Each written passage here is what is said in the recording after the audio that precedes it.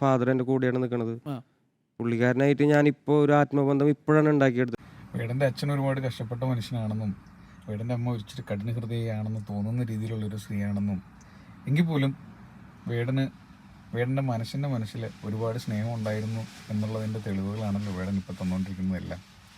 അതിനെല്ലാം അപ്പുറം വേടൻ്റെ അമ്മ ചെയ്ത ആ ഒരു സംഭവം, വേടൻ്റെ അമ്മയുടെ മനസ്സിൽ ആ മകനോടുള്ള സ്നേഹത്തിൻ്റെ അങ്ങേയറ്റം കൊണ്ടായിരിക്കണമല്ലോ എൻ്റെ മകൻ ഒരിക്കൽ എന്തെങ്കിലും ഒരു നല്ല നിലയിലെത്തും എന്നുള്ള ആ ഒരു വിശ്വാസത്തിലല്ലേ അവർ ജോലിക്ക് പോയ ആ സ്ഥലത്ത് ആ മുസ്ലിം ചേച്ചീൻ്റെ അടുത്ത് പോയിട്ട് പറഞ്ഞത്.